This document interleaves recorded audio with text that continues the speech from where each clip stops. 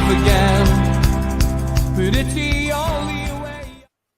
Good evening and welcome to NUFC Matters with me, Steve Wraith, a rather sober Steve Wraith, as opposed to the drunken Steve Wraith you saw last night who had to present a show, which was quite interesting. Feedback from that has been absolutely hilarious as well. Me doing a Mitch live on air while I was presenting news of the world, but it was great. Thanks for all the messages this morning. I might have to do it more often. Maybe that's the case as I get older, and all these birthdays become rather meaningless when you get older as well. But anyway, good evening to Mitch. Good evening to Steve Hasty. 3 amigos, slightly shorter show tonight because I'm away out again.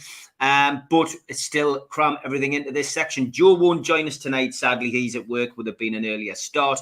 Toonstat, though, will send his video in. We've got that to play later on. And we've got all the usual sections. The day I met, tweet of the week, and Toon Lookalike and Troll of the week. Mitch, we'll start with you. Isn't it nice just to celebrate a win? Another win, back-to-back wins, an important one, winning a 6-pointer. Isn't it nice to have positivity, buoyancy and a bit of joy in my football? And haven't we had that all week, you know? When we did the show on Wednesday, Jodie's here, Jodie's there. All the happy faces on that. And still now, you know, I've literally just watched a rerun of the game in here and sitting smiling to myself watching that free kick go in. I think what a turnaround. I think testimony. Interestingly though, and I think this point hasn't been made enough, only 2 of the new signings, 3 of the new signings were on the pitch. The main money was on the bench. And I think that's testimony to what Howe's put into that team over there since he's come in and how you turn around that togetherness. And I think things like that trip to Saudi Arabia has obviously done a lot for team morale and team spirit and bonding. I certainly know from people within the club that it was a really excellent training camp and they had a bloody good time. And who would have thought of that going to Saudi Arabia? It's not like going to the south of Spain, you know, and we're going off to Malaga for a couple of weeks like many teams do. And I think it's helped a lot, and I think that's fantastic. Yeah, definitely. Yeah, Steve, the atmosphere was fantastic, wasn't it? I mean, there's a real sense of, I was speaking to one of my friends today, and he said, even just watching people walk to the match now, he says months ago, people were like that, you know, slouched and almost reticent walking up to St. James's Park. He says, now, I see them bounding up there. They can't wait to be there. They're getting up there early. And of course, you working at the food bank, you'll see it. But it's just a massive change, isn't it? That's right. I mean, I was there, it's been about 5:45, and there was already people going up, you know, and you're thinking, what on earth's going on here? It was really busy. Lots of people milling around the club shop, lots of people trying to get into the 9 bar, and it just seemed to be a continuous stream. And we're now getting groups of fans walking up singing and getting themselves into that sort of, you know, the old days, the old vein of, you know, Newcastle, Toon Army, and these are chants outside the ground, not inside, you know. And there's certainly a buzz, and there's a spring in everybody's step as they're walking past and stopping to have a chat. Lots of people wanting to just sort of come over, spend a little bit of time, a little bit of conversation, which is brilliant. But the whole atmosphere on Strawberry Place is a totally different to what it was this time last year, and even what it was at the start of the season. And you know, we know why that is. We know the reason for it. And it's quite ironic. I think we've seen some articles, and I think all 3 of us have probably commented online that you know, Mike Ashley must be sitting there. He's looking at Derby County and looking at buying them, and this is like for the last 14 years. This is what you could have had, mate. This is what you could have had. But look what you missed out on because you wouldn't listen. You know, you wouldn't let it lie. You had to keep prodding away. You had to keep poking, keeping the stick in. And you missed out. And he's missed out on all that. And what we're now getting is we're now getting the rewards for 14 years of having to put up with what we did as fans of Newcastle United. But as you say, Steve, the atmosphere on match days before the game, before you even get near the turnstiles, is absolutely brilliant. Yeah, no, it is. It's fantastic. And there's some fantastic performances. You've already mentioned the free kick, Mitch. Trippier was just sublime again, wasn't he? And the goal topped another wonderful performance in a black and white shirt. Immense and probably the best right full back performance I think I've seen in a black and white shirt. If not the best for a hell of a long time. And I genuinely can't, off the top of my head, think of one better. And that says a lot. But it's not just his playing though and the goal. He acts like a leader. You can see him, organising, geeing people up. I think Lascelles has responded to having that sitting beside him positively as well, and we're seeing more from Lascelles than we've seen in a long time. I think that the signing, the Trippier, I know I was talking about signing a big bad centre back to be the Kilcline of this signing of this squad. Trippier could be that, because the other thing I loved about him, and again just watching the game back, he just got up everybody's nose. He had some of them just on toast. And just one word from him and they were snapping and yapping and belting and bleating. And again, we've not had something properly like that in our side for a while. Yeah, you got flashes of it from Joey Barton. You maybe's got a little bit of it from Emery when he was there. Maybe I think the last one who could do that well was probably Kevin Nolan. And I like a little bit of, as you would say, shithousery in the team. I love it. I think we need it. I think the crowd feeds off it as well. The atmosphere in that ground from about an hour onward must have been electric. And the one man responsible for it, for me, was Kieran Trippier. Yeah, and he's going to be a big blow, Mitch, if he is indeed out. Calf problem by the sounds of it, could keep him out. But they're going to make a late call, I think. I think that's what they should do. And you know what? If he's got to miss one game to be right for the rest of the season, so be it. I don't want them taking a chance on it. Take a chance on it and put him out for 4 weeks. That would be disastrous. I think let's see how it goes. He seemed pretty cheery after the game, and I think if somebody had a bad calf injury post game, I don't think he would be that cheery. They certainly took him off as a precaution towards the end. I know there was somebody doing around saying he was going to be out for 2 weeks, and what a terrible blow it is. Let's just wait till the weekend and see what transpires. And the medical team have got a big call to make on it, and I want them to make the right call. And the right call is making sure he's available for as many games as possible this season. Yeah, afternoon. Is there a bit of kidology going regarding Trippier? Possibly, Tom. It does happen a lot in these days and years. Even Steve Bruce was doing that. The best manager we've had in years, of course. Steve Trippier has been fantastic, hasn't he? Yes. I think we're going to be saying this week in, week out, to be fair. But of all the signings, he's a bargain. And I asked Toon Polls this week to do a poll on who people think the best right back is. It's difficult because obviously on Twitter they only give you 4 options, and there was a lot because on the show people were suggesting Irvin Natras, David Craig, John Anderson. Lots of people getting chucked into the mix. Because I thought I still think it's the best right back that I have seen at the club in my time as a supporter. Warren Barton again, another one who's been mentioned. But what's your views, Steve, on Trippier? Well, you know what, Mitch is making some examples of that, as he described it, shithousery that goes on in football, and the whole way that he has this leadership ability. For me, very, very comparative to Barry Venison when he came under Kevin Keegan.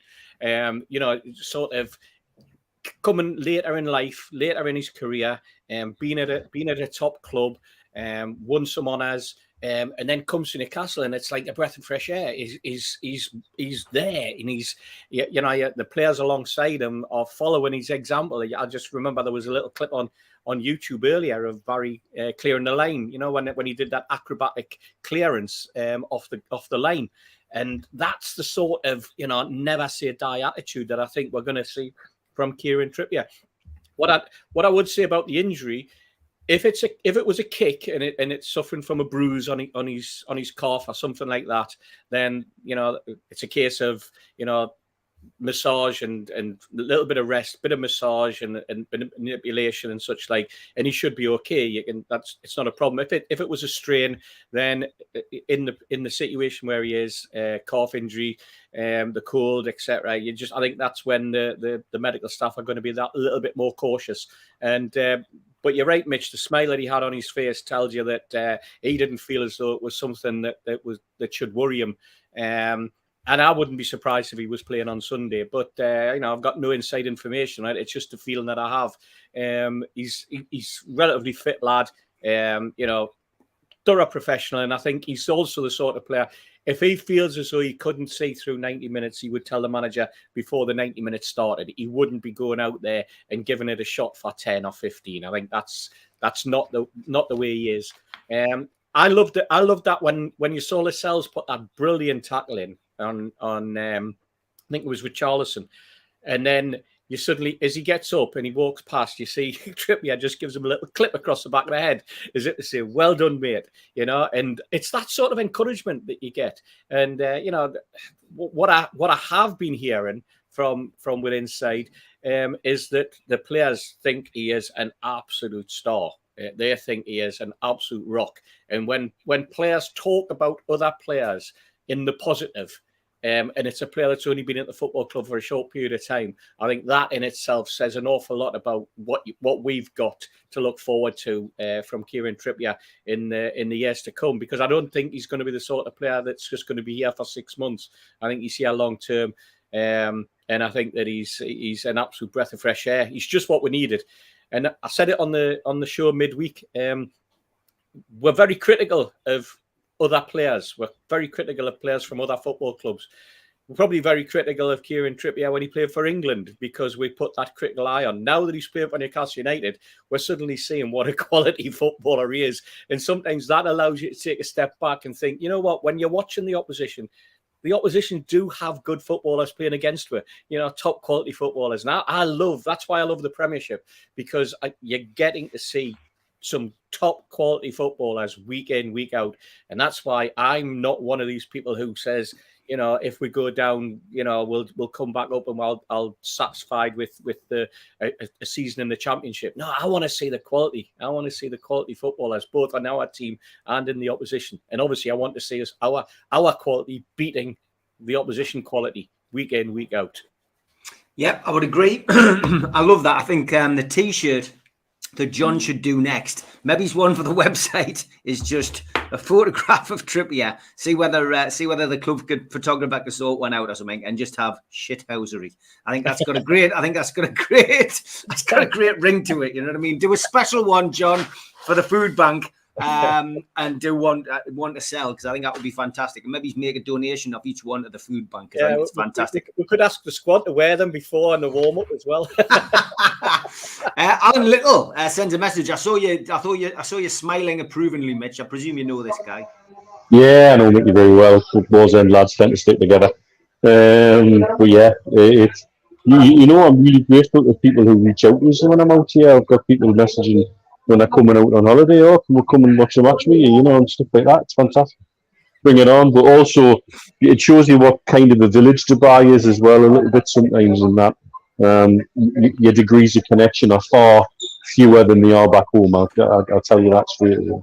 Yeah. It's a credit for the fans that the Everton fans have never stopped talking about the atmosphere and want to copy us for the rest of the season to save their season, says Alan Thompson. Yeah, the feedback's been fantastic. I've got to be honest, and the Twitter timeline has been a pleasure to behold this week as Newcastle fans. I've been watching the game Camvid, and it was amazing to hear our fans. They were so loud and spiritual. It was awesome, emotional to watch away the lads. I mean, that's the bad thing about living abroad, I guess, Mitch. You love sampling that atmosphere. You're a Newcastle fan, but it must have looked great, didn't it, on TV, watching it and seeing the surfer flag go up, and it was amazing, an atmosphere. It looked fantastic, and it was interesting seeing people who weren't Newcastle fans in the Barkers. We had a Scotland, we had a few Palmeiras lads in who were over for the World Club Cup, and we had who was the other lot in the corner? There's a funny mixed lot who between them purport to support Man City and or Arsenal at times, and they all seemed impressed with the display and the atmosphere just coming through the telly. And they were like, "Well, does this happen every week?" And he says, "Yep, most weeks." And so, yeah, it's a miss to not be able to sample that directly, but it makes you bloody proud out here being represented in that way. that's what we're here to do. We represent the club, and the club represents us. And we haven't had much of that in the last 10 years. And so to be able to say, hey, that's us, is just fantastic. It really is that vicarious pride off of it, and being able to take some sort of vicarious credit just for supporting the team. Yeah, Richard Morris says, do you think lads, that the club will sell more season tickets next season, or leave it and so plenty of fans can go occasionally, then all the matches will be sold out anyway? Steve, do they not have to have a certain amount on sale anyway? Is that not? Yeah. I think they do. I couldn't say it for certain. I know they've got to have a certain amount for away fans. You know, you've got to have that away fan section. And there's got to be a certain percentage given up for that. I'm not sure whether there is a fine dividing line between what can be season tickets and then a cut-off and then rest sold to the general public. And I think if there is, a lot of clubs got around that by doing packages with travel agents and things like that. And I think, all of that starts to come into it. So I couldn't swear for definite. What I would say on what Mitch has just touched on there and what you mentioned, Steve, I thought the Leazes End was fantastic as well. The flag was Leazes End, and I thought that looked visually with the surfer at one end and then the flags at the other, especially when during the game there were people waving the flags, and after the goals they were being waved as well, which is something that doesn't always happen in the Gallagher. And I think the fact that the pitch of the terrace and the fact it's a little bit more open, it visually it looked superb. And hats off to whoever's idea it was to just transfer that up for the game up into the Leazes End. And I hope that it's something that Leazes flags or the War Flags lads themselves can continue to do, because it really does. I know there's people been saying, it should be on all sides of the ground and everybody should get the opportunity. And yeah, if people want to wave flags, I'm sure that they can be accommodated. There's nothing to stop you taking your own flag as well to wave, I'm sure. But in terms of what I saw in the atmosphere was just absolutely superb, absolutely brilliant. And it wasn't just at certain times of the game. It seemed to be lifting continuously throughout the game. And hats off as well. And I'm saying this flippantly, by the way. Hats off to Eddie Howe for bringing Bruno on with 5 minutes to go, because otherwise the little lad sitting behind me who had been screaming for Bruno from the first minute, he would have gone home so disappointed if he hadn't seen Bruno. And the number of people around us when Bruno came on with those 5 minutes to go, who just went, thank God they've brought him on. The youngest bit stood up now because it was just content. It was brilliant, by the way. I'm not having a knock at the little lad, but he was just and that's the passion. That's a young kid, a 9-10-year-old who had gone to that game and was desperate to see when you signing. And we know he went away happy anyway. We went away with a 3-1 win. He saw the new superstar in the making in Bruno. But it's little things like that, Steve, that you remember when you come out and you're standing in the pub and you're chatting to your mates and you're just going, tell you what, the little kid was brilliant, absolutely brilliant. Hats off to him. Don't know his name, don't know his seat number. I'll find out next on Sunday and try and give him a mention if we can. But honestly, he was fantastic. I've still got earache, by the way. Brilliant. Stu Penman, good evening. He says, evening, lads. I was hoping you would have made more of the week's biggest story. We won 3-1 at last. And yes, of course, you only put 10 pence on. Wink, wink, Stu, wink, wink. Tom Dixon asks, what do you think of Lascelles the other night? I think he was in his best form that I've seen him play. Yeah, Tom, I mean, I mentioned this when I was talking with Super Matt and Gibbo. I think he always plays better when he's got somebody experienced alongside him, and I think Trippier's bringing the best out of him, Mitch, isn't he? He's the responsibility isn't on him to keep it all together. It means he can concentrate more on the game, and Trippier's leading from the back. And that moment that Steve talked about when Lascelles come out and made that challenge on Townsend, and then as he's running back there, Trippier give him a bit of Matt Ritchie treatment across the top of his head. Just said a lot. Said a lot. The fact that Lascelles was so angry about the own goal, he was able to wind himself up and cause nuisance at the other end. But then again, how many times do you see that happen in games? Somebody scores an own goal and goes up the other end and makes amends within 5 minutes. It happens. It seems to happen a crazy amount of times. But we're getting the best out of Lascelles, certainly. with Trippier alongside him, and some of that is almost certainly down to he doesn't feel like he has the responsibility of doing all the leading and all the organising. You have leaders of different types, and I think we're starting to get them all over the pitch now. I'll be interested to see how Bruno slots in terms of that side of things as well when he's given a starting opportunity. I think there's another potential leader in the team. But again, I made the point on Wednesday night about Shelvey. I saw somebody in the chat saying he's a red card waiting to happen. Well, I thought that on Tuesday night when he picked up the yellow. But he seemed to concentrate. It seemed to make him better. It seemed to make him think and make better decisions. Rather than the Shelvey that I'm convinced would have had a red card maybe 6 months ago. Yeah, no, there's no doubt about that. I mean, yeah, Lascelles was a lot better, wasn't he? I mean, he was good at Leeds, Steve, I thought, but he was definitely a lot better. And of course, his head would have gone down when that own goal went in normally, but he went back up, the other end and forced his level within a record time in the Premier League. Yeah, with just having one addition to the back four, it's taken the pressure off him, but more importantly, it's allowed him to concentrate on his own game. He doesn't have to worry. He doesn't have to be concerned, or he's not just taking his eye off the ball in his own game. I thought that what we saw the Jamal Lascelles that we had witnessed in the past, where he's concentrating for 90 minutes. There was no condor moments where he just slips off into a sort of, and it's only instantaneous. It's only a matter of seconds. It's only 2 or 3 strides that you might be out, and the speed of a really, really top class centre forward can have you.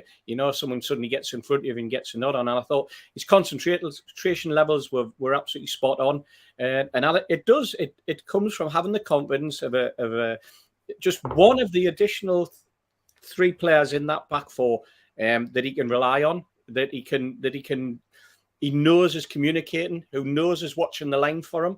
We've seen it in the past where perhaps Manquillo might have been playing right back and Lascelles thinks he's got the line absolutely perfect. And then you suddenly see Manquillo's only 2 steps behind, but those 2 steps have left people like onside and stuff like that. And it's that little bit of organisation, it's that little bit of professionalism, and it's that little bit of confidence in the people alongside you that helps. And I think that we certainly saw that with the Cells on Tuesday night. Great performance by him, really, really good. But got to do it every week, son. Pressure's on you now. It is. Jeff Swan, good evening, mate, and my deepest sympathies with you. He's a Derby fan. He says, I'm not sure what I'm more scared of, liquidation or Mike Ashley. Thoughts on Mike Ashley, please? Dear me, how, mate. You're probably best off watching any of our shows prior to October the 7th, 2020. For a fairly condensed version, I'll just say to you, he'll be your worst nightmare. He might save the football club, but it will be an absolute nightmare moving forward with that guy if he does happen to buy your club.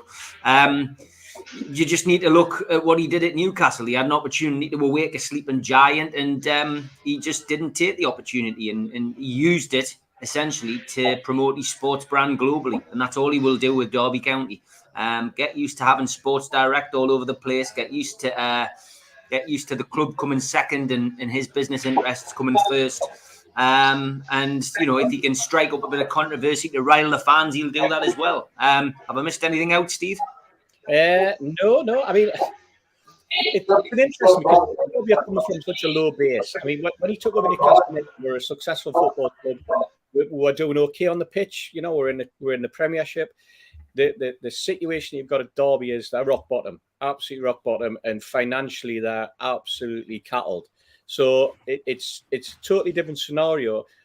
In the eyes of Derby fans, if he takes over and he gets an element of respectability back to the football club in terms of their position, I could imagine that the vast majority will be delighted, because at the moment they are literally heading into an abyss in terms of the potential for it to be liquidated. Whether it's ever going to get to that point, I'm not too sure. I don't think it will. I think that the situation with Mel Morris and Middlesbrough and Steve Gibson will probably be resolved to one way or another. The issue with Mike Ashley is he'll want Derby in its entirety. He'll not want a situation where Mel Morris is still owning the pitch, the ground, etc. He'll want his 5 penneth, and he'll want it for next to nothing. And he'll be the arguments won't be over what he's going to spend at Derby County. It's over what he's going to squeeze out of Mel Morris in terms of getting the ground for nothing. And those are all the elements of saving the football club.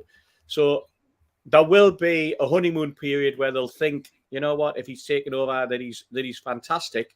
But as you say, Steve, it'll not last because he'll not push the football club forward in the way that the fans will want or the fans will expect, because he has his own business model.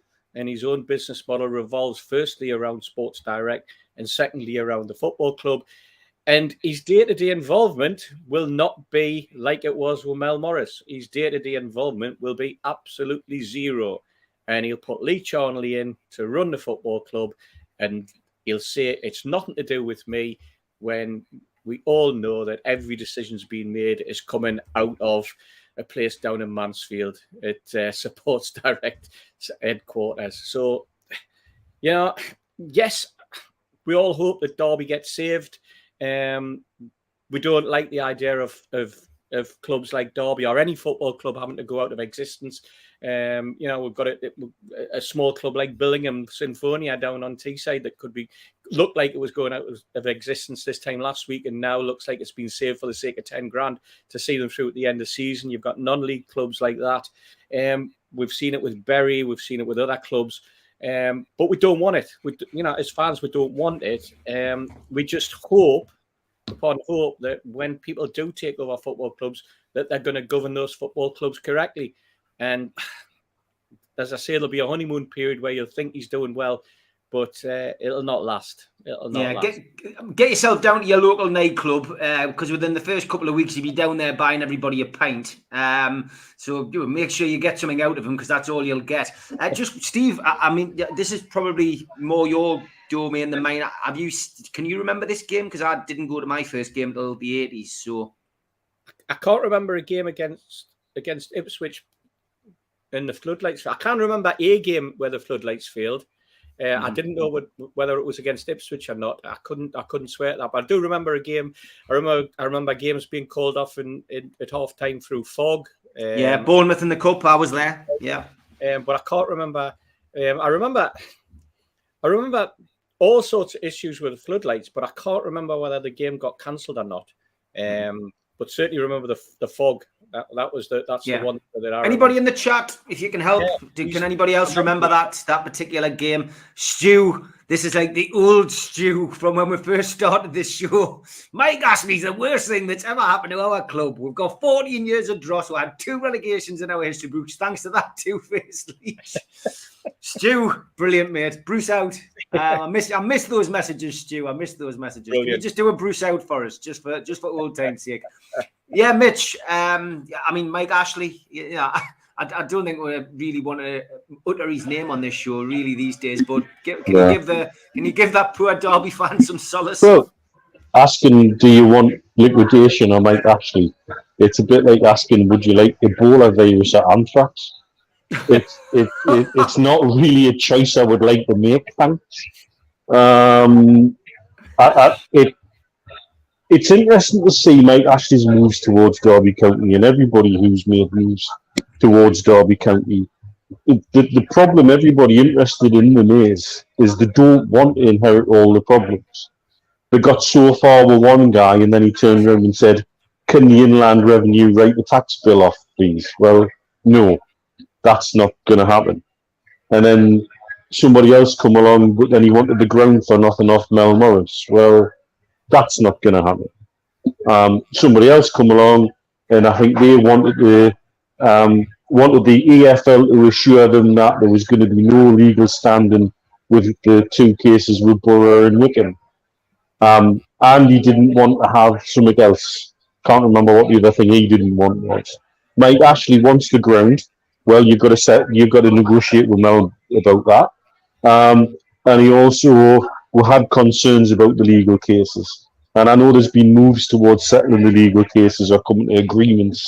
because I think Mel Morris was wanting to come to an agreement with Gibson that the legal case was against him personally and not Derby County.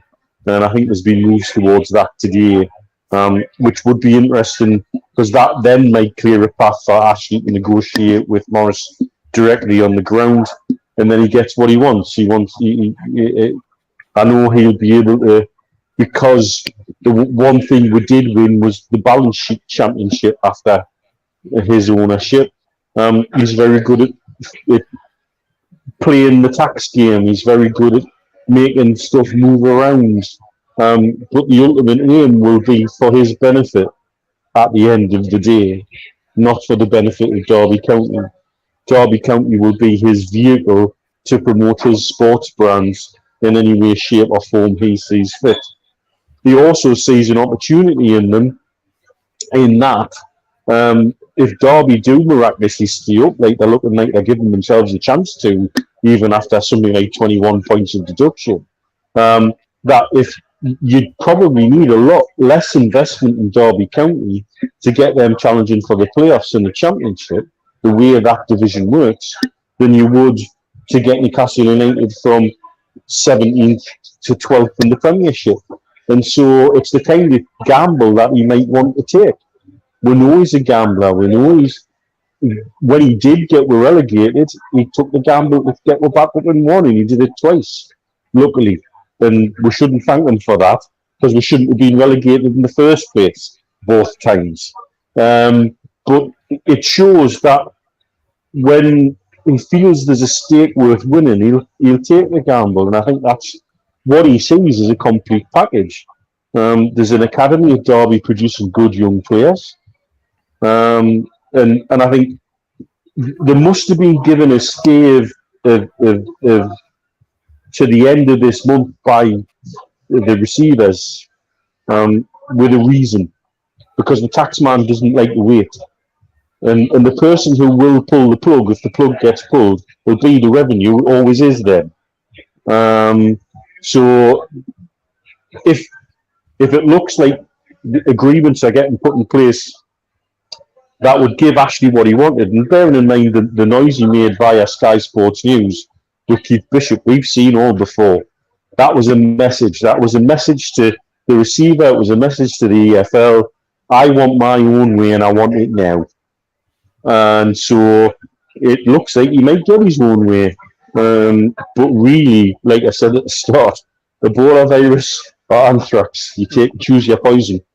I think the other problem was the loan, isn't it? That and the extended loan that they have of MSD, and of course, if that loan has been raised with the collateral of the ground, then it's a question of, is that with Derby County or is it with the person who owns the ground? So how can the person who owns the ground allow the collateral to be lumped on the football club in terms of, or the debt of the football to it? So there's all those other little sideshows that are playing, which is typical financial. We know that the way, this is Mike Ashley perfectly as what we've seen, where he ran his company in chimneys. He ran Newcastle United in chimneys. The departments of Newcastle United ran in chimneys and never spoke to us. But we never, ever got to the bottom of where all the money was going and what the money was being spent on and what was being siphoned off and how and when. And the other point regarding Derby is our other mutual friend, also called Steve, has seen the books and knows Mel Morris personally. And said to me, when the club was available for a fiver after Ben Zayed dropped out, wouldn't touch it with a curried barge pole because the books are so complicated. Yeah. Okay. Great stuff. As I said, it's a slightly shorter show tonight, so I have got a lot to get through in the last hour. Terry says, "How can Ashley pass the owner and director's test after his past?" It's a good point. Yep. You're getting offers for the shirt behind you now, because being a twat isn't in the owner and director's test. Very good. Yeah, that's a good answer. Are you selling that shirt, Steve? Anything else you want to sell? No. I wasn't planning on it. No. We got any glasses you want to sell? You have plenty of glasses. I've got plenty. I've got 3 pairs. Yeah. I'll pick it. I'll pick a set. That's signed by Keegan, Beardsley, and Waddle. I think that one. Class. That one that's up there. But no, I have no plans on selling it. Next time I bump into Kevin in the shops, I'll ask him if he'll sign another one, maybe, and I'll sell that. All right, no problem. All right, here we go. It's one of our regular features. It is the day I met.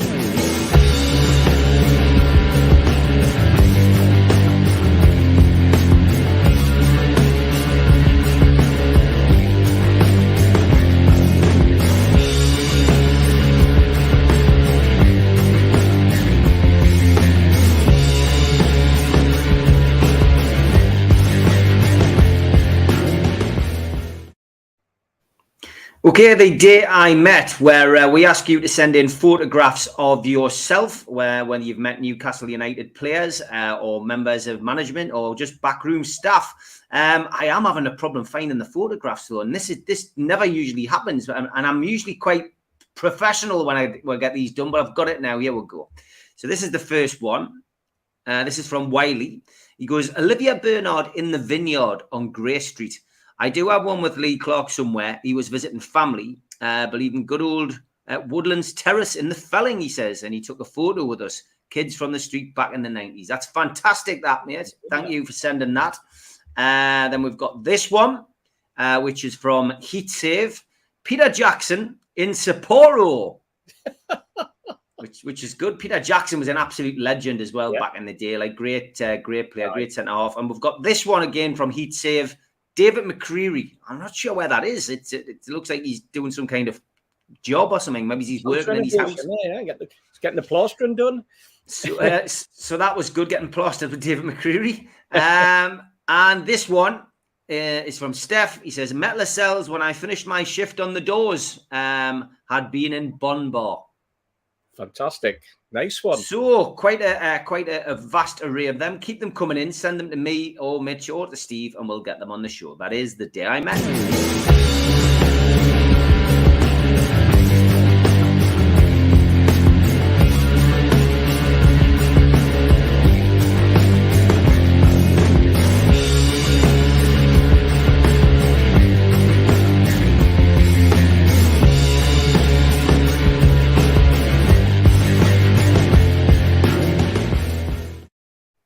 Okay, we're going to have another appointment shortly, and it's going to be Dan Ashworth, Steve. How good is he going to be for Newcastle United? He certainly comes with a very good CV and a lot of recommendation, and a lot of the comments on the media have been very positive about his imminent arrival. Yeah, I mean, he's supposed to have done wonders when he got the England job. I mean, he's an ex-pro. He didn't play at the highest level, but he's got into this vein of behind-the-scenes work at football clubs. I think he took the job at England as part of an idea to really push the England setup, promote women's football with the England setup as well. I mean, obviously that was a success. You just have to look at how well the England ladies team progressed during that spell. I think they got the third in the World Cup, if my memory serves me right.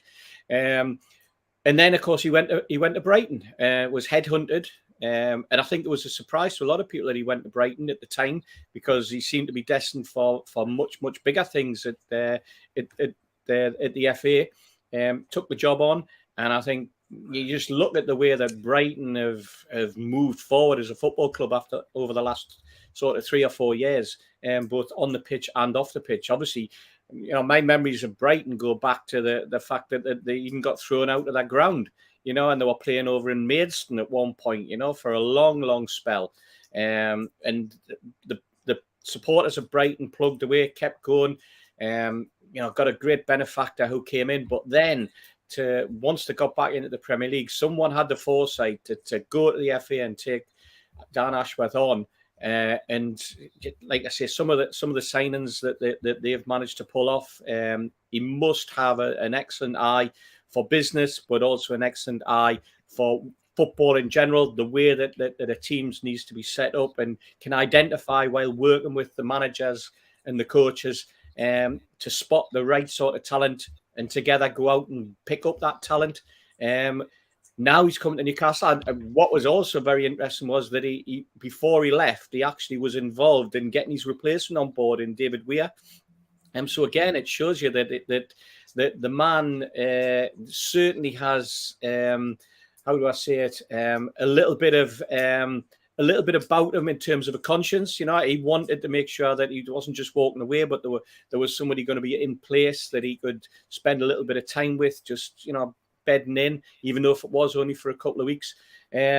And his reputation is second to none in football terms among the FA and the Premier League. So I think if, as looks likely, we're getting Dan Ashworth as a director of football, I think it's going to be a fantastic asset for Newcastle United. It's going to be a great help for Mirdad and Amanda and Jamie Rubin and the rest of the executive management team that we've got up there, to have a person of his credibility to really, really spend some time with.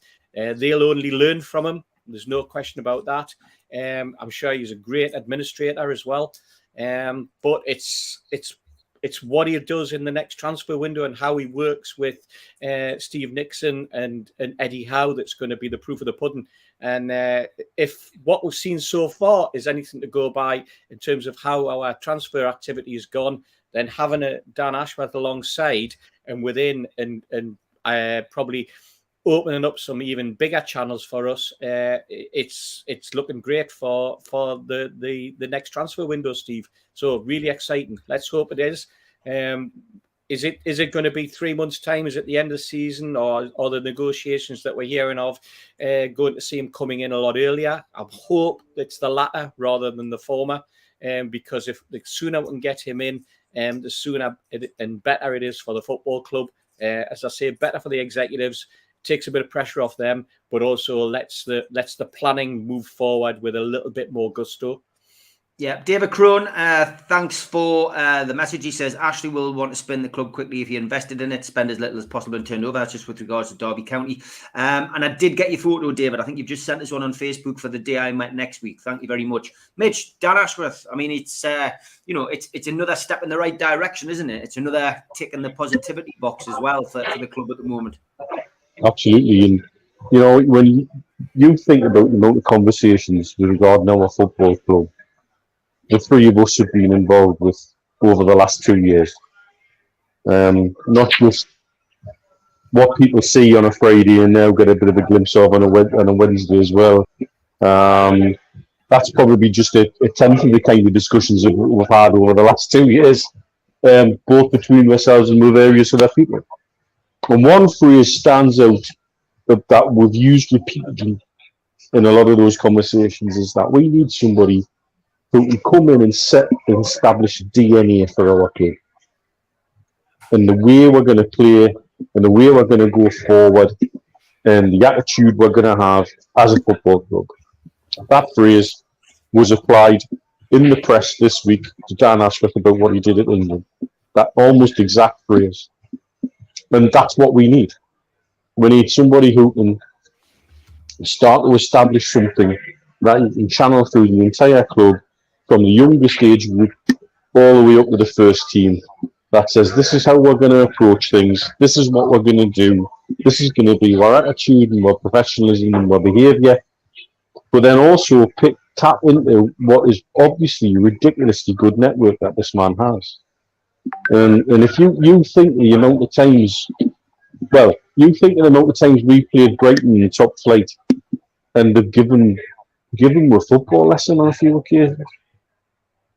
And who put Potter out of mid-air to take to Brighton, you know, from the Swedish leagues. And then there he is, you know, we're getting someone who genuinely has an eye for football in all its aspects, you know, 360 view. And it's the first time we'll have somebody in place in a role. We've had great people in great roles before. We've had great managers. We've had ridiculously good and efficient chief executives. You know, my nemesis Freddie Fletcher, people get, you know, was very good at some of the things he did. Never met a more connected man in Newcastle. You know, he knew everything. And that kind of thing is what we really need to, you know, expand on with the director of football. And that coming in, and that man coming in, Ashworth, is a coup. And I don't use that word lightly. It's a real coup for us as a club.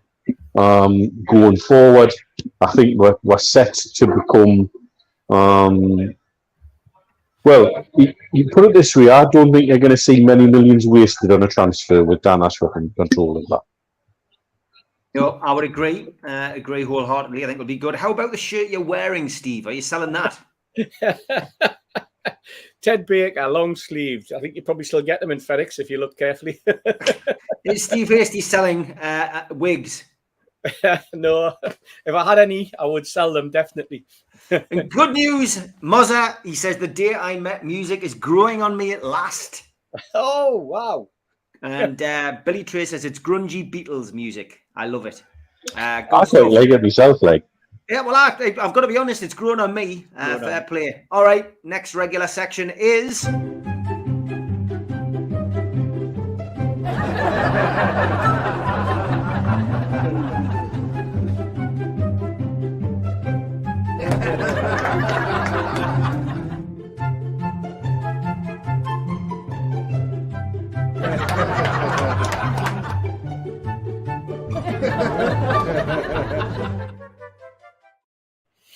Elliot Slesser's joke of the week is: my brother plays football for a team called the Musketeers. They started the season well with 3 wins and a draw. All for one and one for all.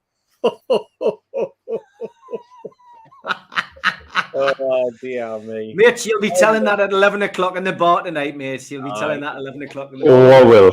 Oh. Elliot, they get better, mate. Thanks again for making me smile this week. Absolutely brilliant. And I'm sure some of the people in the chat will be telling that one as well tonight. Lots of positive messages coming in about lots of things tonight. And Rachel says, I knew Peter Jackson when he was a manager at Huddersfield Town when I worked there during 97-98. Great bloke he is. And I was speaking to him last week. I'm getting him up as a guest of the club for the Brighton game. He's coming up for that, so he will be back up for that game back in the northeast. He loves it up here. Ian says, "Are you not drinking tonight, Mitch, or are you on the wagon after last week's little tittle?" Yeah, he's in the pub, man. I'm in the pub, man. I've got hold on. Look, I've got a bucket here. A bucket of beer. Aye. It's a bucket of beer. You see, that's how he sees the weekend in style. There we go. Oh, good. 2 buckets of beer. Classic. There you go. That's going to be messy, That's going to be messy. Yeah, you were rather well served last week, Mitch, weren't you? I forgot about that. Yes, I blame them shooters that kicked in around about 15 minutes of the show to go. And then I did my best Rory Burton QC impersonation, unfortunately. Yano says West Brom are scouting Kendall's goalie, Martin Bacon, and the ex-Man City winger after hearing Bruce say Bacon's Sarnie would improve training. A very clever. Hey. I put a tweet out earlier for a Geordie party for the last home game, having the band on the pitch and Knopfler playing local hero. Do you think the club would be up for it? Paul, I would imagine at some point the club will be doing things like that. I think they want to stay up first. I know certainly in May, they're going to be, having meetings and looking at how they can improve the pre-match experience. 100%, I think they'll do stuff like that. I'm not sure what they'll do, with regards to if they stay open, will they do stuff like that? But hey, just watch this space. They're definitely going to be up for those kind of things. Did you see the Sam Fender program the other night about Lindisfarne? And I noticed the little clip that they had. I'm sure that was the clip of Lindisfarne on stage at St James's Park. And it was the Leicester City 7-1, the party that we had. I'm sure they put a stage up, didn't it, at the back of the Leazes end, because we were part of the redevelopment. And I think that's the last time that we're seeing anything of any substance or significance in terms of pre or post match entertainment at the ground. But it would be fantastic if they did something like that. Would be really, really good. Mm-hmm. Yeah, this story, Tom. Yeah, look, Stu Penman mentioned it on the show the other night, and there's obviously been a little bit of tittle tattle going on, and around the internet about the whole story. Stu came in with a story. He said, allegedly, his source said that's what happened. I don't know whether there's been anything in the papers about it, Mitch, or anything. No, but I've seen the messages and I know who they came from. And that can, it's not somebody who would be making that up, I tell you, and it's somebody who would know.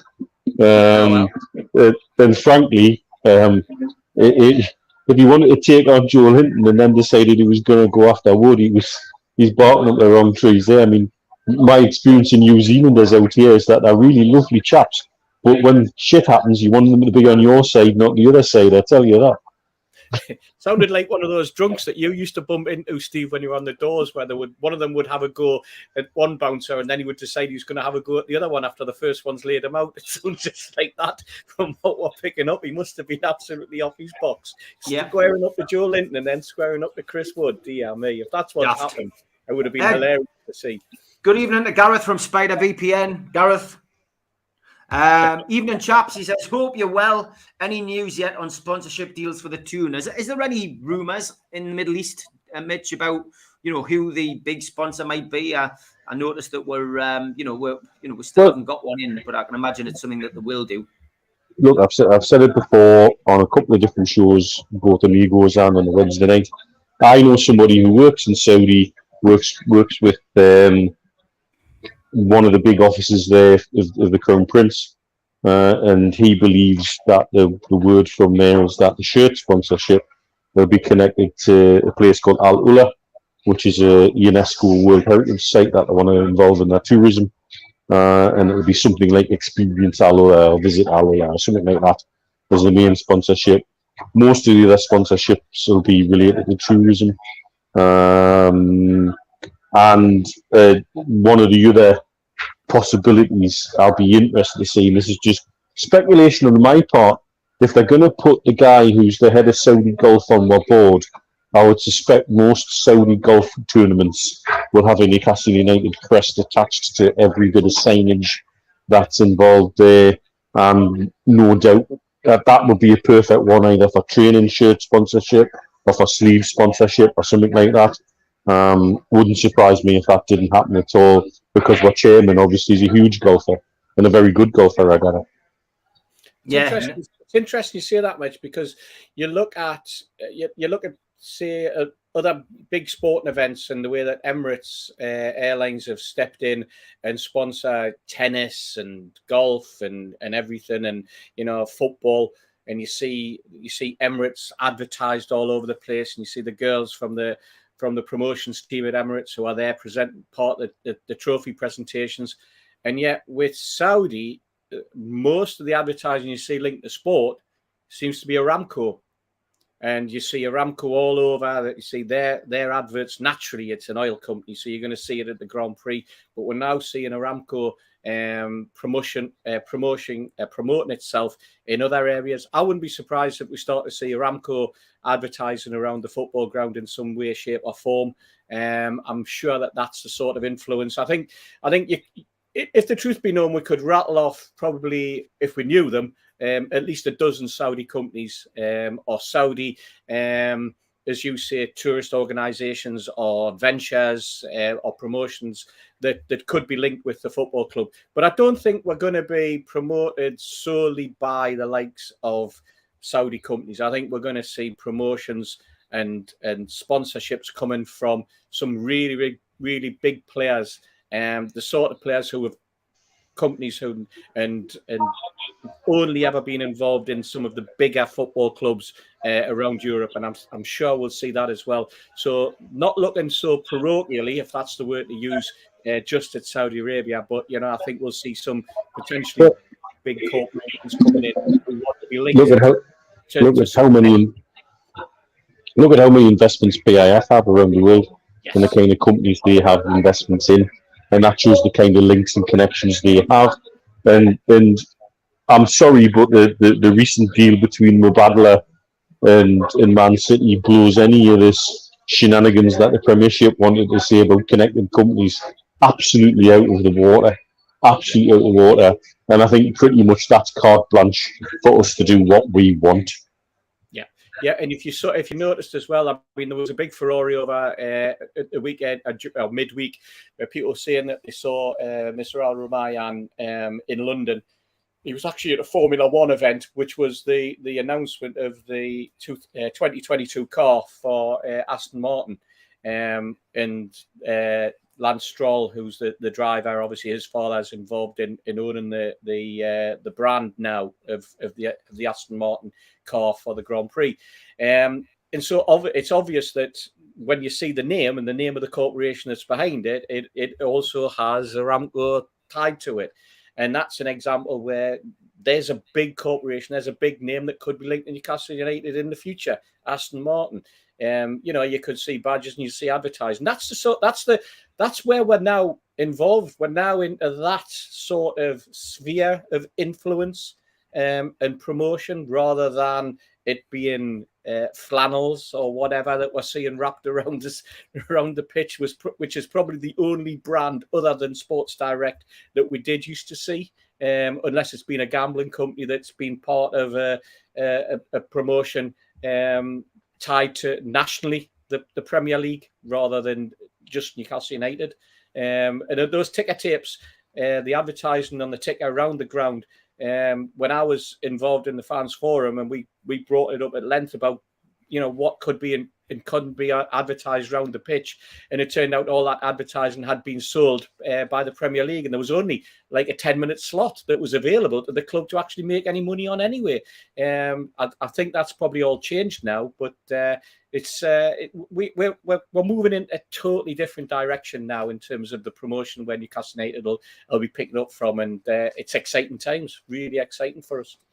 Any truth in that story, lads, do you think, about Dubravka? Were they trying to swap for Henderson?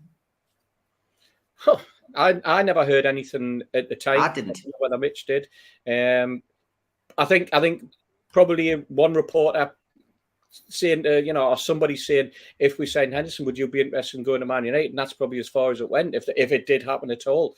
But no, I've never heard anything. I've never heard anything from any of our contacts who even mentioned it at the time that's where Dubravka could have ended up. And I don't even know whether the response that was from the reporter that was allegedly said by Dubravka, which was, well, I wouldn't be going to Manchester United to sit on the bench, was even true. Yeah, Manchester Evening News and Mischief. Remember their opinion piece on deadline day? We cannot let this happen. Yeah. It's Mischief from the Manchester Evening News to get in the good books with Manchester United and to get more stories off Man U. It's as simple as that. Simple as that. So it's rubbish. Okay, tweet of the week.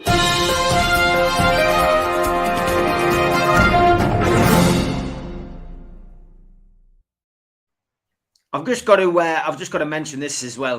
John never lets her down, does he? From QTech. There it is. The new T-shirt will be available next week. But I think what we'll do is we'll put the first one up for the food bank, and I must remind everybody as well that the Robson Green one will be up there for another 15 minutes. It's at £100. Robson is going to sign it, and Robson's been in touch with me this week, which is nice. Great to hear that he watches the show. But thank you for signing this T-shirt, and get your bids in. It's at £100. All proceeds, of course, will go to the food bank. Right. So, tweet of the week. Let me find them. There we go. Dean Whiting. The reaction when you hear Dele Alli and Donny van de Beek said they don't want to join because they don't fancy a relegation battle. I thought that was pretty good. This one was from Alan St. Maximin. Average player deserves to play in the Championship. Average was enough for today, though. Brilliant. He does like to have a bit of mess around on social media, doesn't he? On Twitter. Toon, got to be content of a tweet of the week. This is from Odds Bible. Everton's Premier League form would make a great packet of Starburst. Everyone's. Yeah, exactly. United. This one was a good one, Steve. Yes, bet the Magnums are glad they haven't got Newmarket, Uttoxeter and Epsom Downs coming up next after they were last couple of defeats against race courses. Brilliant. Doncaster and Cheltenham, to name but two. Stevie Dave, what a goal. And there's the there's the dinosaur in the net. For an England goalkeeper, what a shocking wall that was. Absolutely shocking, wasn't it? It was. He doesn't play well up here. John from QDeck, we're going to win the league. You're not, though. You're 2 points from being out of the playoffs. You kind of get enough of this at the minute. We're doing our best to escape relegation, and they're doing their best to blow the playoffs. I love Supreme. As you can see, it's got a bit of a theme this week. Sunderland Football Club, the biggest club outside of the Premier League with the best fans in the world. We're now clinging on to the hope of staying in the top 6 and praying the playoffs go our way. We need a manager now. Harry Dalton puts, best fans. You can't fill your stadium even when you were in the Premier League. Andrew Reid, they don't even open the top bit anymore for that reason. Harry Dalton should be renamed the Bungalow of Light. Fantastic. Absolutely priceless.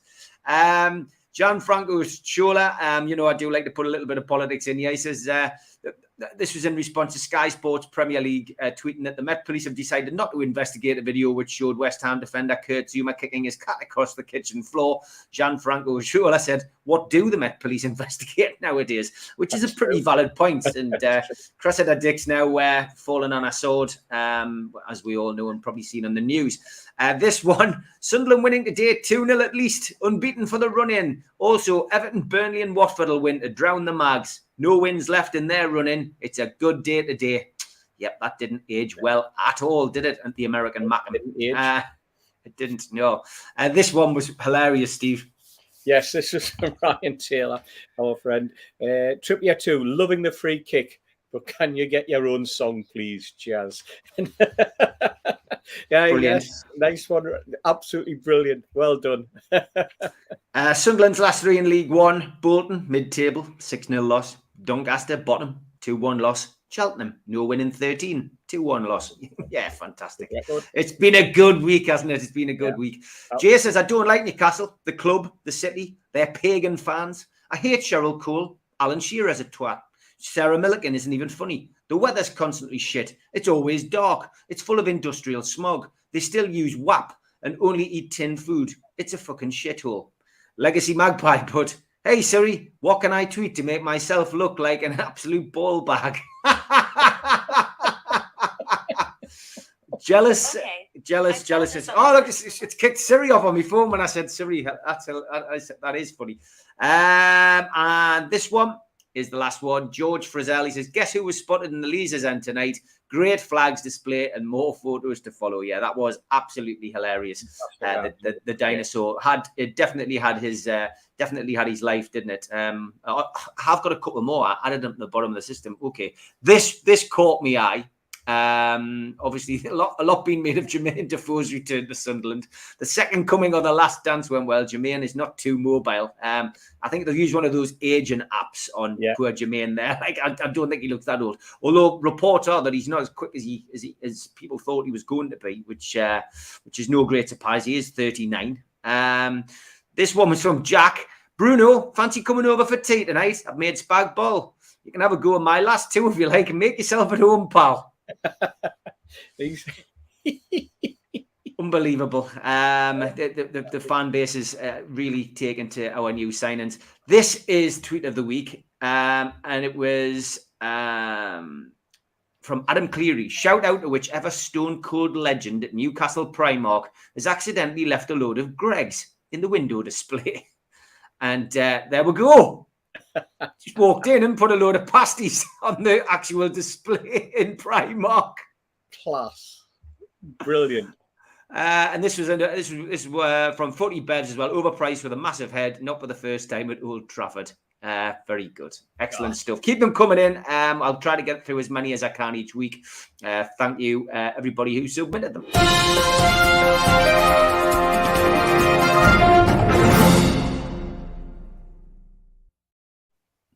Okay, we're going to have a look ahead to the match at the weekend. Of course, Newcastle United are in action again on Sunday, and it is Aston Villa who are the visitors. It is a 2:00 kickoff. It is live on Sky Sports, and it is sold out. Are we going to get 3 wins in a row and keep the unbeaten run going? Let's hope so. I will be with Supermac at the Dog and Parrot at midday. We'll be back after the match at 4:15. If you want to pop in and see us, it's free to come in.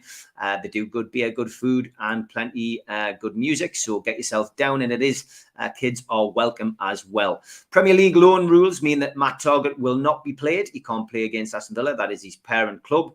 And we didn't really get the news that we wanted on Trippier. There will be a late call made on him though. So let's keep our fingers crossed for that. Callum Wilson and Matt Ritchie remain unavailable. Paul Dummett and Federico Fernandez are not expected to be involved either. As for Aston Villa, they had a sending off in their game against Leeds in the 3-3 draw. Konza was sent off for 2 yellow cards, so he misses the game on Sunday. Coutinho and Buendia were both taken off due to injury, but we don't know whether they're going to be fit or not. The referee's Craig Pawson, and he was involved in the 1-1 draw against Manchester United. VAR, which is always turned off when we play, is Paul Tierney.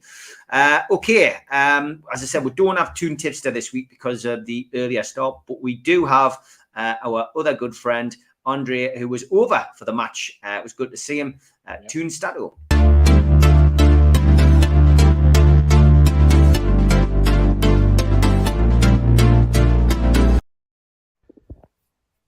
Hello lads, what a game last Tuesday. I'm still buzzing. I was fortunate enough to be at the stadium for this game and probably saw our best performance of the season, and what I believe is a turning point in the season and in the history of our favorite club.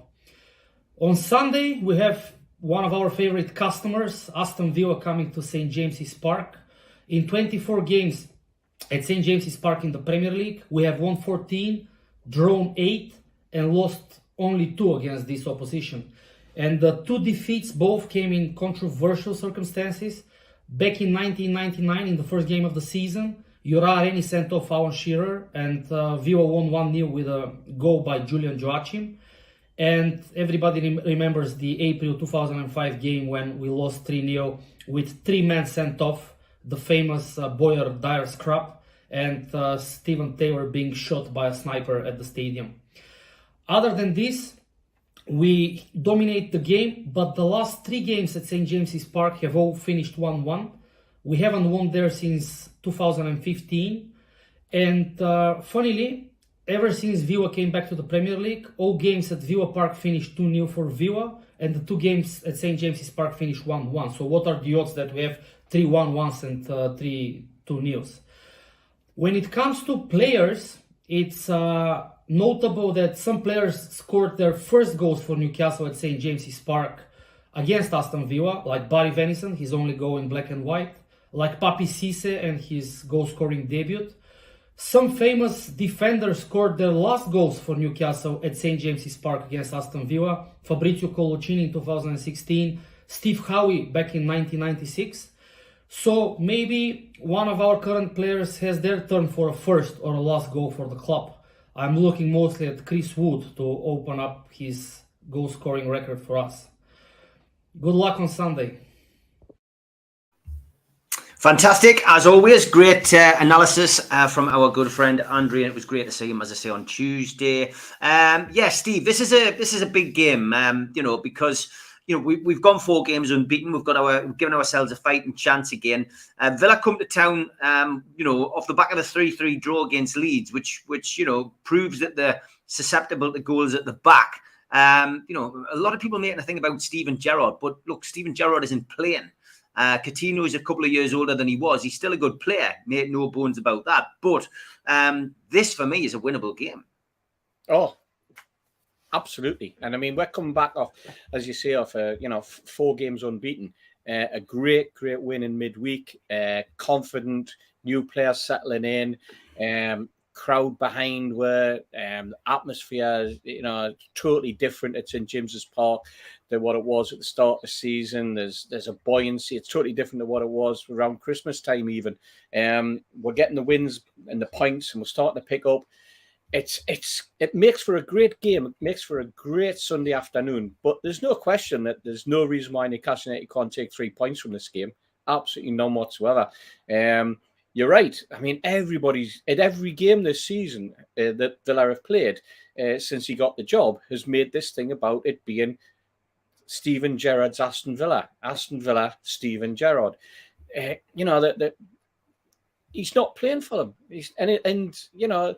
they went through. He went through a sticky patch as well, where they weren't getting decent results, and they leaked 3 goals on Wednesday night. The estimator scored 3 goals, but they leaked 3 goals, and it wasn't leaking 3 goals because we're down to 10 men. I mean, they didn't lose the concert until like the 87th minute or something like that. They're definitely susceptible. I watched them play exquisitely in the first half against a very, very poor Everton, who then decided to have a go at them, and you just watch them drop further and further and further back, which tells me that there's a problem that if we can exploit with a little bit of pace, we can certainly get at them. That we've got just as good a central midfield as they do.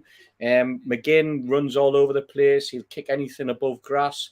But let's face it, so will Ryan Fraser. So this is where the players are coming off a really, really positive results, and there's a positivity around the football club, and I think we'll carry on in this exactly the same way as we played in midweek. And you look at their record,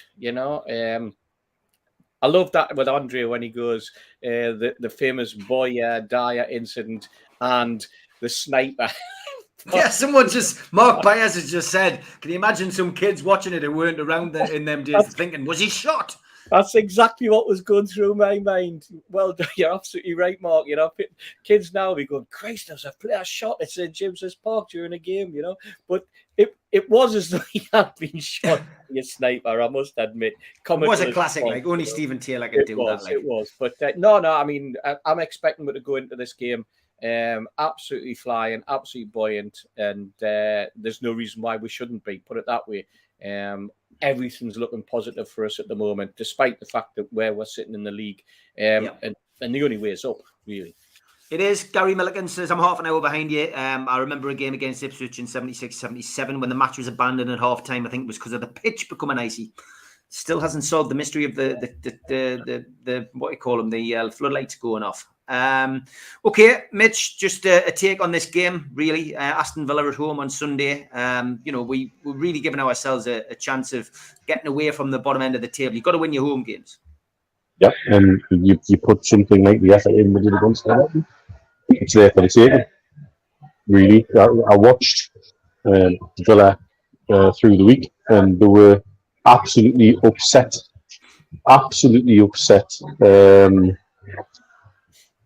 by the work rate that Leeds had, and so we've shown we can match that work rate and then some, and that really did unsettle them. Mings looks like he's got a mistake in him. Mings actually reminds me of Lascelles when he looked really good, and then all of a sudden 2 seasons later you knew there was a mistake in there, and that's what he looks like at the moment. And I think he's there to be bullied and pressured. That midfield doesn't scare me with what options we've got in midfield now. And so for me, the only question mark is Trippier fit to play? And if that's the case and Target can't play, then we keep Trippier at right full-back, and I think drop Mankilu in at left-back. And I think if Trippier is not available, is that the time to put Mankilu at right-back and drop Dan Burn into the side, perhaps? I think, again, isn't it nice to have options, and options that you feel comfortable with?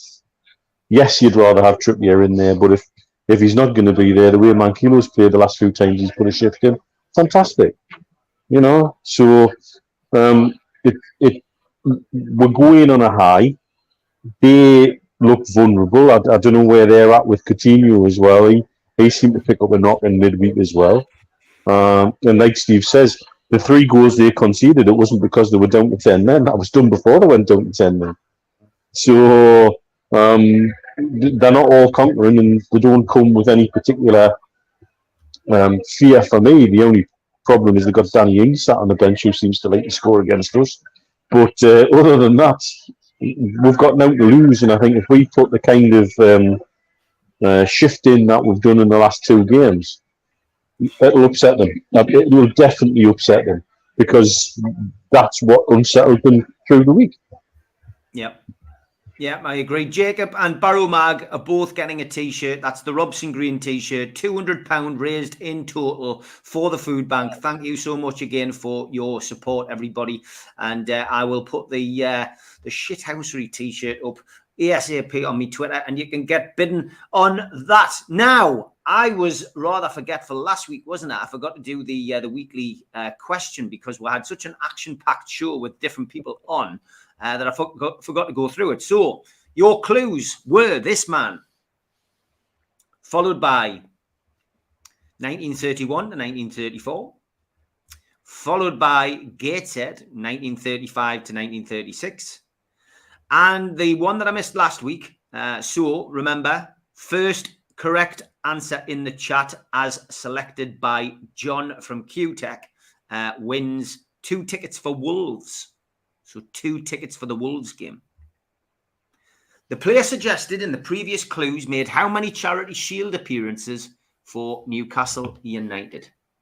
So the player suggested in the previous clues how many Charity Shield appearances for Newcastle United? Okay, so get your answers in. John will notify me on WhatsApp who the winner is. And I will announce that before the end of the show. I'll be getting the predictions off the lads for the match on Sunday. But first, it is...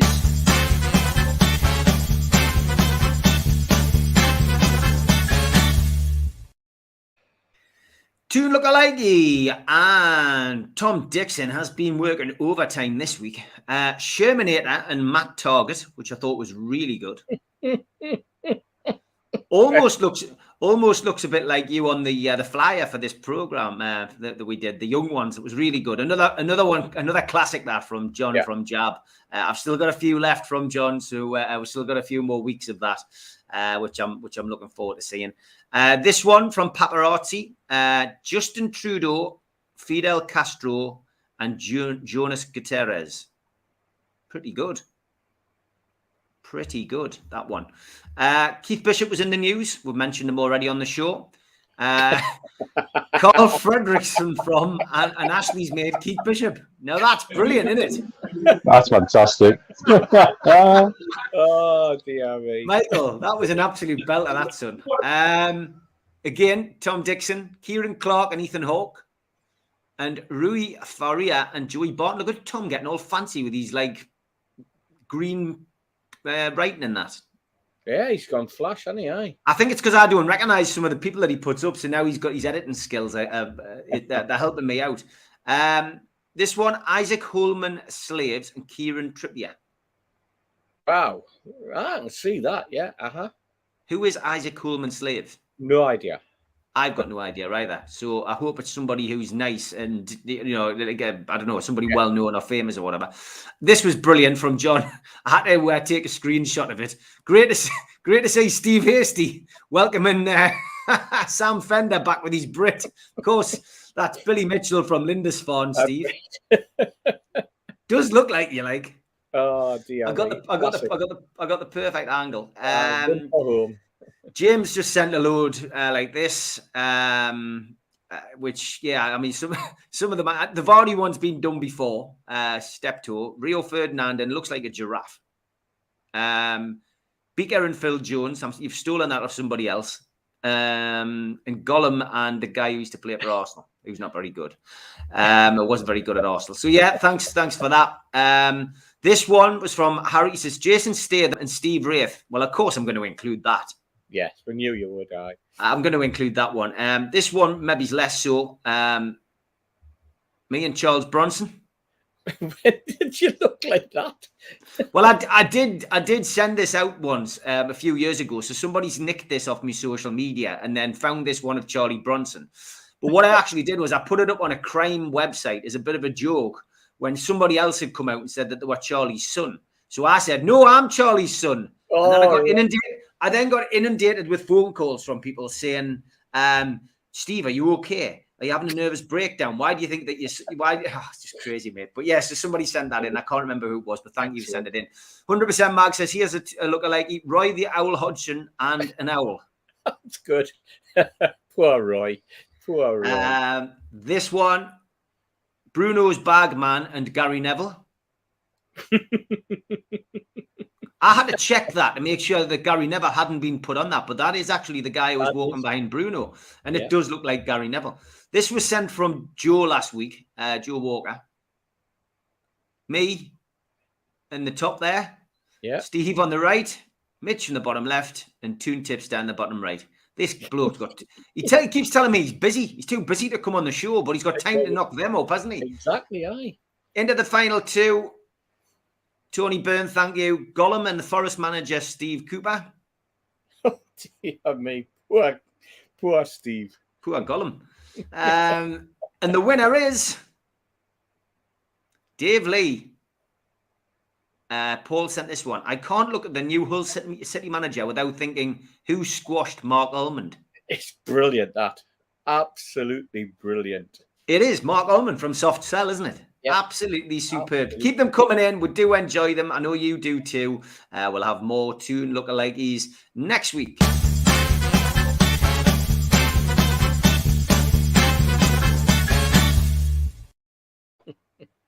Yeah, fantastic. Keep them coming in. Always good to have that. Paul Gibson says, a Lascelles Ladbrokes thought I looked like Steve Howe years ago. I didn't complain, even if she was thinking about Steve when things got hot and bothered.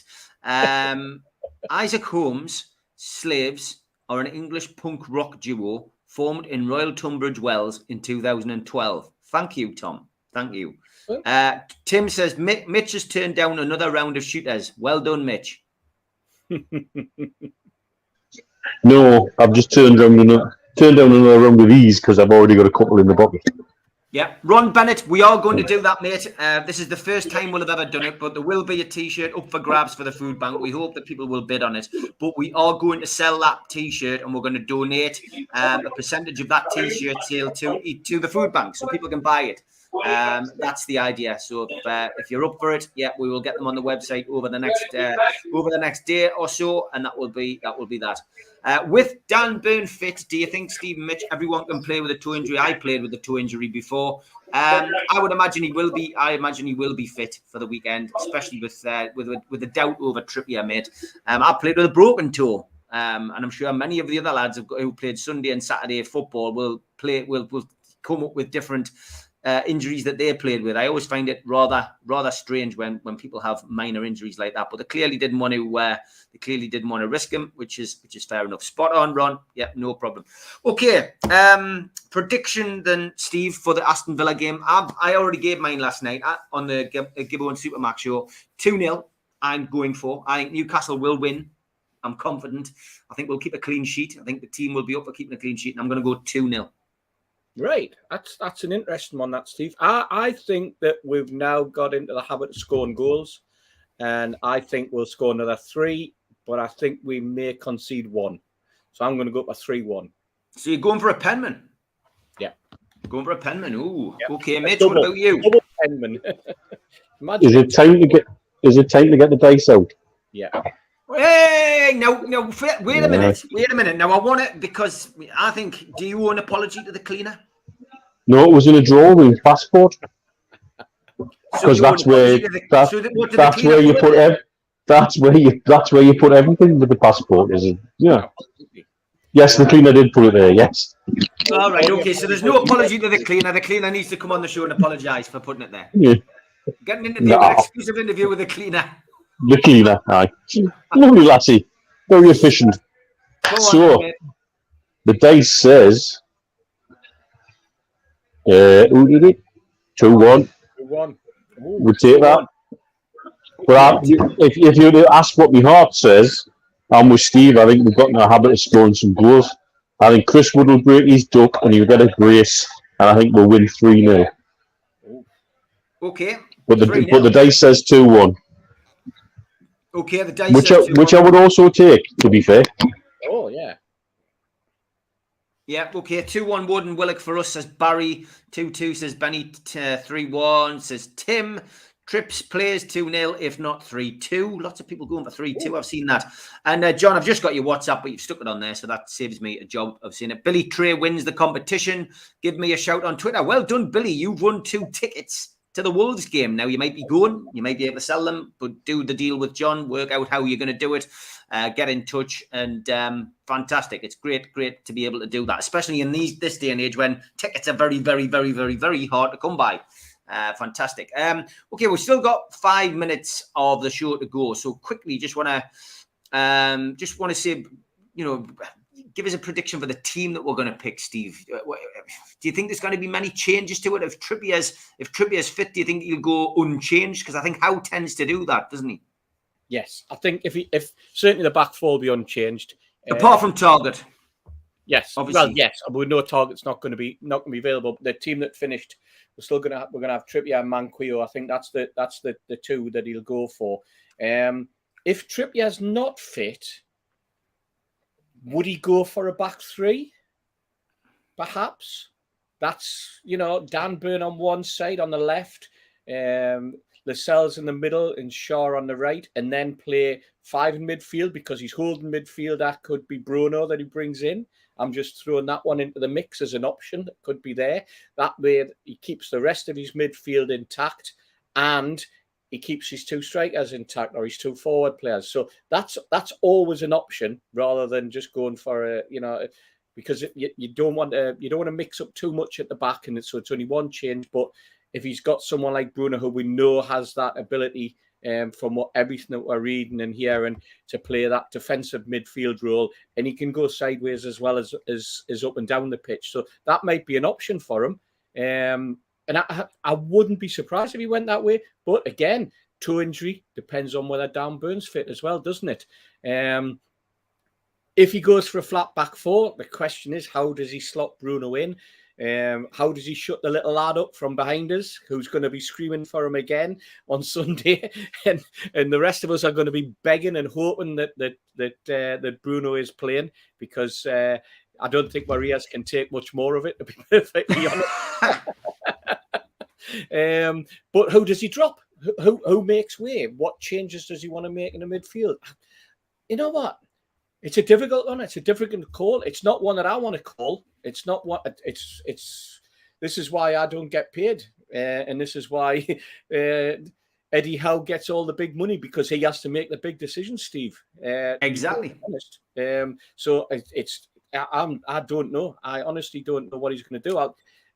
It all hinges. It's those equations, isn't it? Whether Trippier's fit and Trippier plays, or will he, if he's not, simply bring Dan Burn in and go with a flat back three. And I think that's an option that maybe some people hadn't thought about, but it does give him an easy choice of bringing Bruno into midfield without altering it too much. And without upsetting players that played really well on Tuesday in midfield, in the likes of Willock, the likes of Shelvey himself, So let's see. Okay, Mitch. What changes do you foresee if if Trippier is out and obviously Target's not fit? What do you see happening tomorrow? Well, yeah, I mean that's the key decision, isn't it? If Trippier's fit, I think you'll go unchanged, other than Manquillo in for Target.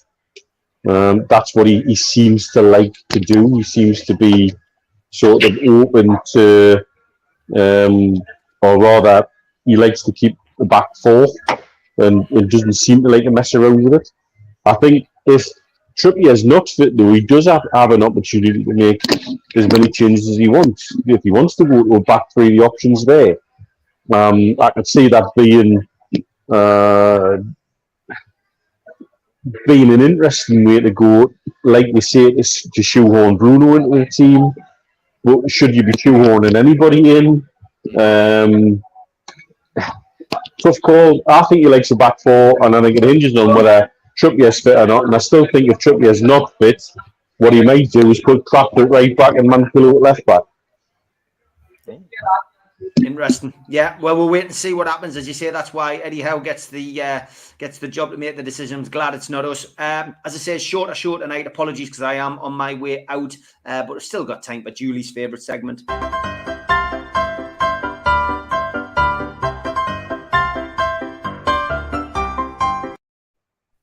You do know that I like intelligent quotes and stuff that are thrown at me on every occasion. And this one was great. I just put a thing out about Steve and Bill doing some great work at the fans forums. And then this Bill Downey suddenly attacks us. He puts, convinced that this fella would claim he built Hadrian's Wall too if he could. Or maybe he once parted the seas. Or maybe just lost his virginity to a girl you don't know because she went to a different school during the holidays. Wow, Billy. Wow, that was original. Absolutely original and definitely well worth being Troll of the Week this week.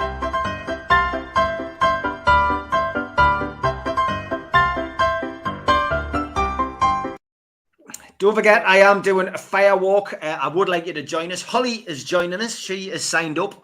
You just need to go to the website, www.wrfirewalk.co.uk. Saturday, the 14th of May, Newcastle play on the Sunday. It's £35 to try and help smash a world record. They're aiming to have 1,500 people to do it. You can join my team by joining Team Wraith by entering the code NUFCM at the checkout. And essentially, I am doing this for the Bradley Lowry Foundation. I have also registered to do the Great North Run this year for the Bradley Lowry Foundation. So that is two major things which I'm doing for them. Well done, mate. No, listen, I've never done it before, so I'll probably be walking. I walk a lot, so I'm hoping that I can do it. But yeah, two things I'm doing for the Bradley Lowry Foundation, and more than happy to support them. But please come and help. Come and help with the fire walk. It's brilliant. I've done one before, and if you can get along and support us and come and be part of it, it would be absolutely great. Steve Hasty, Mitch, have a great weekend. Mitch has already started. Steve, I'm sure you will have a good weekend as well. See you tomorrow as well. Look forward to that. See you tomorrow, mate. Take care, and I'll play out with the adverts. Thanks to all our sponsors. First up, Spider VPN for all your internet security. Google Spider VPN. They are the boys to trust. They come up at the top of the Google network search. Thanks also to skipsandbins.com. Telephone 0800 25 45 25 3. Email inquiries at skipsandbins.com. Website www.skipsandbins.com. Easy, contract free and pay as you go. Waste collection. Thanks also to L&G Family Funeral Directors 01913897245 and to Garden of Healing Dispensary, CBD hemp and cannabinoid specialists, www.thegohd.com. Thanks to Arcot Interiors. You can Google them and they come up at the top of the search list also. You can also find them on Heaton Road and they are currently hiring and looking for fitters. So contact Arcot Interiors if you are available to help them with that particular trade. qtechshop.co.uk are the makers of pool tables and snooker tables in Wallsend, Newcastle, and also the guys who run our website. Jab Signature, you can find them at jabsignature.co.uk. Thanks to Media Arts for all of our video editing. And thank you to newworkwear.com, the specialists in the supply and branding of clothing for the workplace, for providing me with my new jacket. And if you want to subscribe to the show, hit the Newcastle Legends logo in the bottom right-hand corner and you can subscribe for free. We still do 7 shows a week and we do some true crime stuff as well. Hit the thumb up under the video to like the video, click share to your social media and drop into the comments box to speak to like-minded Newcastle fans or to leave a question. We're also available as a podcast on iTunes, Spotify and other podcast providers. If you put your phone over this QR code, it will take you straight to our website and you become a Newcastle and UFC Matters member. You get a cup, you get a pen, you get a scarf, and entered into our monthly draw where you can win some fantastic prizes. We also do live events, and each pre-match and post-match, you can find us at the Dog and Parrot, and Super Mac gives us a talk about the game ahead. There is good beer, and there is good music, and there is a pool table, and kids are welcome. So get yourself along to the Dog and Parrot each match day in Newcastle City Centre. We also support the food bank on this channel, nufcfansfoodbank.co.uk. You can find the Matchday Bucket, which is operational 365 days of the year, and you can make a virtual deposit. If you want to find us on Facebook, then just search NUFC Matters. We have a page and a group. And if you want to follow me on Instagram, search Steve Wraith. And if you want to follow me on Twitter, search @Steve Wraith.